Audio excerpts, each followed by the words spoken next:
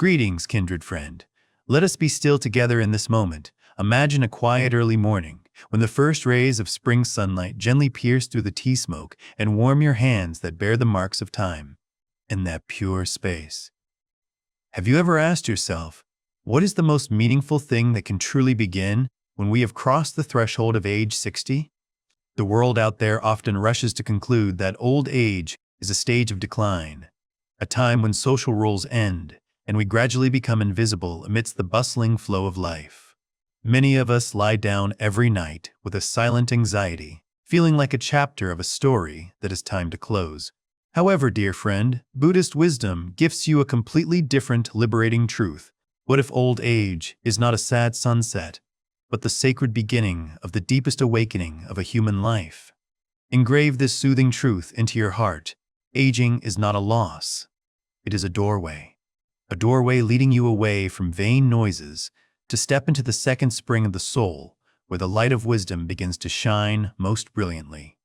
In tonight's journey, we will walk together through 6 lessons of awakening to help you redefine yourself and find the noblest purpose of life in this stage. I believe that, after completing this journey with me, you will realize that you are not fading away with the years, you are only becoming purer. It is time you stop looking back at what is lost and begin to see what is truly blooming right in your own breath. Lesson 1. Shedding Old Identities. The Art of Spiritual Molting. Dear friend, try to be quiet and observe. For how many years have you defined yourself by the labels the world bestowed? Perhaps you were a decisive director, an exemplary teacher, or a mother who always shouldered all the worries of the family. Those roles are like magnificent outfits, but also full of weight. The silent tragedy of many people after age 60 is that when the social platform has receded, they still try to cling to that old outfit. They lie down every night with a vague fear that, if I am no longer the one needed, if I no longer have that position, then who am I? In the wisdom of the Buddha, there is a liberating concept called non-self, anatta. He taught that our being is not a rigid rock, but an ever-flowing river. Suffering arises when we try to frame that river into an old bottle of the past. I want to tell you about Robert, a talented former lawyer in Boston whom I had the fate to accompany. After retiring, Robert fell into a deep pit of emptiness. He still wore expensive suits to sit and drink coffee alone, and his heart tightened every time someone asked him, "What do you do for a living?" Robert felt he was declining because he had completely identified himself with the business card he had handed out for 40 years.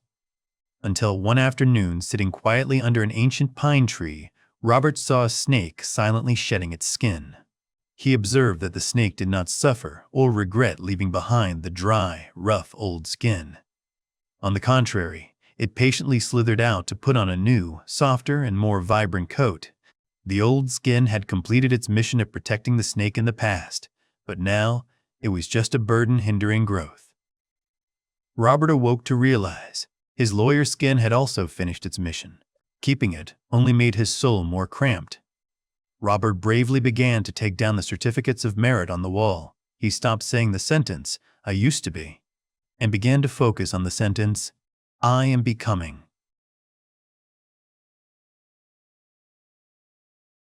He learned how to gaze at a flower, learned how to listen to birds singing without needing to analyze or judge. Robert realized he had not lost himself at all. He was just finding a deeper being, unbound by titles. Tonight, I invite you to perform a silent revolution for your soul. Ask yourself, what outdated role am I holding on to? Is the thought, "I am too old to start over," truly mine, or just a layer of dead skin that needs shedding? It is time you liberate yourself from the prison of prejudices. You are not a retired job title, not old mistakes, nor the wrinkles on your face. Take a deep breath and whisper this powerful affirmation, "I am becoming, not declining." With every passing day, the universe takes nothing from you, but is only reminding you to peel off what is no longer suitable, so the light inside can shine most radiantly.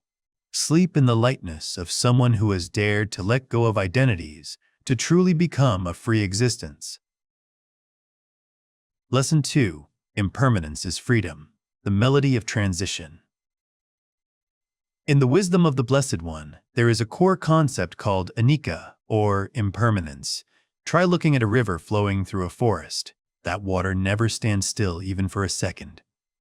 If you try to scoop a bowl of water and hold it tightly in your hands, the water will soon become stagnant and lose its vitality. But if you let the water flow, the river will always be fresh and full of energy. We suffer when we get old, not because time passes, but because we are desperately striving to build a dam to block our own river of life. We want to forever keep the radiance of summer when the yellow leaves have begun to fall. Dear friend, understand this liberating truth. Impermanence does not come to take away what you cherish. It comes to make room for deeper levels of life to manifest. Most of the world looks at old age as the winter of a human life, a season of withering, coldness, and solitude. They see forests shedding leaves and call it a loss. But in the eyes of the awakened, autumn and winter are the most sacred stages when the life sap is no longer wasted on the cumbersome external foliage, but withdrawn to the core to refine into wisdom. For how many years have you lived in the noise of having to achieve, having to possess? Now, when the law of impermanence gently takes away those agitations from you, that is when you are granted an unprecedented privilege. Let me give you a perspective capable of healing all wounds of regret. Your older years are not winter. They are a second spring. This is the spring of awareness, where you no longer sprout blind ambitions, but sprout understanding and tolerance. When you accept that every form, every relationship, and every identity has its rhythm of arising and ceasing, your nervous system will no longer have to brace itself for combat. A great composure will envelop your soul, because you realize you are the vast sky, and the fluctuations of age are just passing clouds. Tonight, take a breath of surrender. When you inhale, feel the freshness of this moment. When you exhale, smile at all that is past. Do not try to freeze your life in an old photograph. Let the flow of impermanence guide you by the hand. When you stop fighting change, you will see you are not getting older at all. You are becoming more expansive, stiller, and closer to the truth than ever.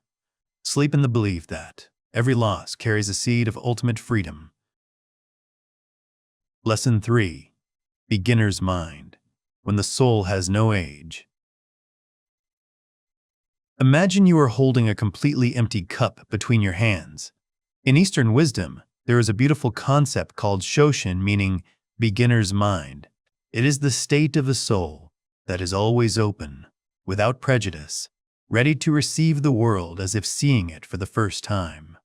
The society out there often silently imposes a malicious code into our minds. When crossing age 60, they believe that learning, exploring, or new beginnings are exclusively the privilege of youth. They default that at this age, you should only be an old library full of memories, no longer a blank page to continue writing new chapters. However, dear friend, let me give you an ultimate liberating truth. Where modern brain science and Buddhist wisdom meet, scientists call it neuroplasticity, the ability of the brain to restructure itself and create new connections until the very last breath. Engrave this truth into your heart. The mind was never designed to shut down at a certain number. If you step into an ancient monastery, you will be amazed to see monks over 80 years old, skin wrinkled by time, but eyes still shining bright with curiosity. They never say, "I have seen it all." Every early morning, they still sit quietly observing a dewdrop, learning to identify a new herb, or listening to a bell toll as if it were the first sound they heard in their lives. For the awakened, this world is always new in every breath. Tonight, I invite you to perform an act of soul rejuvenation. Allow yourself to not know. Tomorrow, instead of looking at life with the eyes of someone who has experienced life, try looking with the eyes of a child touching cool water for the first time. Allow yourself to be clumsy when starting a new hobby, whether it is holding a brush to paint a flower branch, learning how to sow a strange seed, or simply learning about a land you have never set foot in. Curiosity is exactly a sacred happiness hormone that helps awaken areas of the brain that have fallen asleep after years of routine work. When you dare to be a beginner, You are sending a powerful signal to every cell that life in me is still sprouting. Do not let numbers on paper limit the stature of your soul. You are not a discarded old item. You are a river, constantly renewing every day. Sleep in the mindset of a seed sprouting underground full of longing and hope. Waking up tomorrow morning, the world will again be a completely new gift, waiting for you to explore with the heart of a wise beginner. Lesson 4. Self-compassion, when the heart reconciles with itself. Dear friend, honestly look deep into the darkness of the room right now. Do echoes from the past ever suddenly return, bringing the chill of regret? Does your mind often rewind the films of fated mistakes, words that should have been kept hidden, or opportunities you believe you lost? Crossing age 60, we often tend to become a strict judge toward ourselves. We punish ourselves with silent criticisms, believing that torment is the way to pay off the debt of the past. But in the wisdom of the Buddha, compassion, karuna, is only truly complete when it encompasses the person closest to you, that is yourself. He taught that you can search throughout the entire universe for someone who is more deserving of your love and affection than you are yourself, and that person is not to be found anywhere.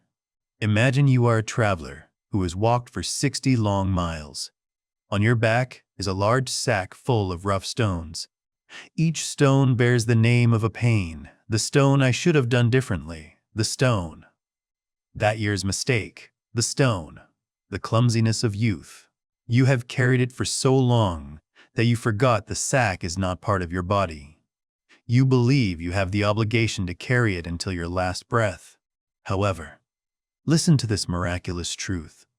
That bag is heavy because you are choosing to pick it up.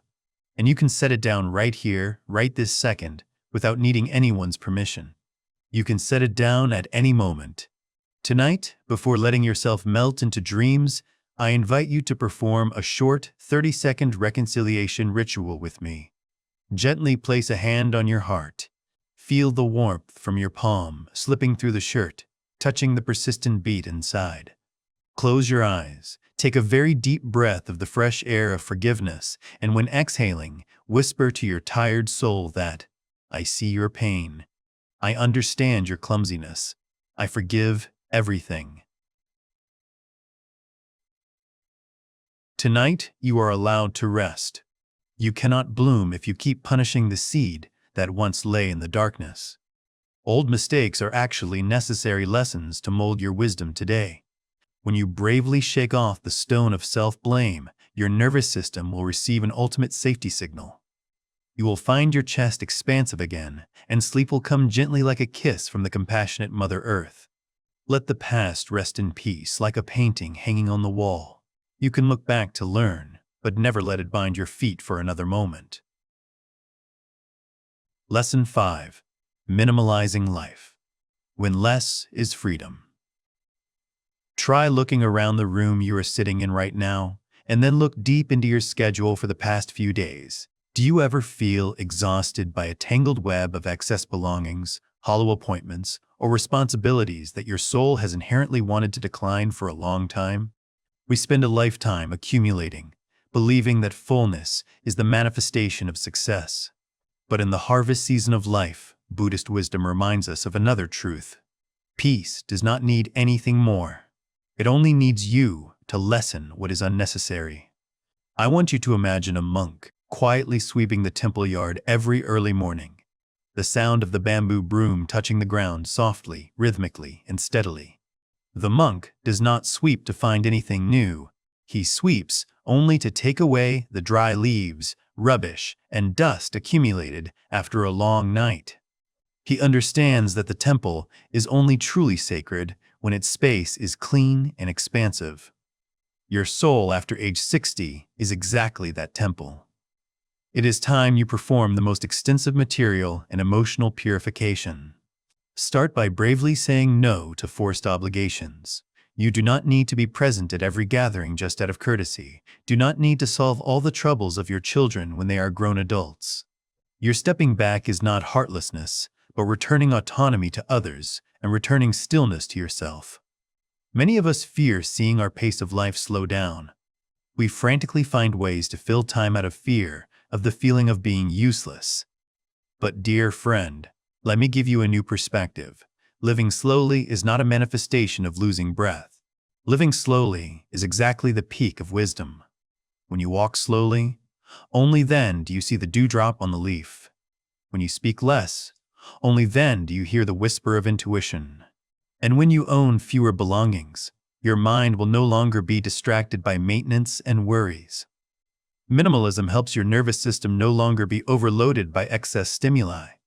Tonight, try imagining you are holding a mental bamboo broom, gently sweeping away the tapanayam, the rubbish of taking on too much all this time. Whisper to your heart, everything is done. I no longer owe this world any busyness. Allow your house and soul to breathe. The true wealth of an elderly person does not lie in what they are holding in their hands, but lies in their ability to sit still alone in an empty room and still feel complete, not lacking. Tonight, sleep in the serenity of a soul that has bravely chosen simplicity to make room for the light of truth to shine fully. Lesson 6. Redefining Life Purpose, when presence is the ultimate gift. There is a silent but extremely cruel fear that modern society has sown into our minds, the fear of becoming useless. In a world that worships productivity, we are convinced that a person's value only exists when they produce something tangible. When crossing age 60, after leaving work and fame races, many people feel like a puzzle piece abandoned on the sidelines of the flow of life. But dear friend, Buddhist wisdom gives you a completely liberating truth. The purpose of life is not an achievement board. The purpose of life is a vibration frequency. Engrave this sacred truth into your heart tonight. Purpose does not retire. It evolves. If the first half of your life was spent acting, the second half is for you to be. Imagine a lighthouse standing firmly on the coast. The lighthouse does not run around to save ships. It does not work hard to prove its capability. Its only task is to stand still and shine. Its steady stillness and persistent light are exactly what guides countless boats through storms. At this age, you are exactly that lighthouse. Your life purpose now evolves into 3 noble pillars: presence, compassion, and wisdom. You do not need to do big things to be useful to life. Sometimes, the greatest gift you give to your descendants and the world is exactly your peace. When the world out there is spinning in anxiety and haste, you're sitting still, breathing deeply, and giving a tolerant smile is exactly a silent salvation. You become an anchor keeping the family space from being swept away by emotional storms. A gentle inquiry, a non-judgmental look, or simply your stillness over a cup of tea. That is exactly when you are fulfilling your most noble mission. Dear friend, pay attention to the feeling inside your chest right now. Do you feel the beat of your heart? As long as the heart beats, it means the universe still needs your light. You are here not to be forgotten, but to become a witness to the beauty of awakening. Your legacy does not lie in an inheritance, but lies in the climate of peace you create for those around you.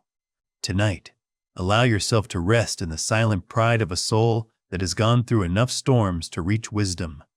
You are not left behind. You are just standing at the highest peak of awareness, where action has given way to realization. Whisper to yourself.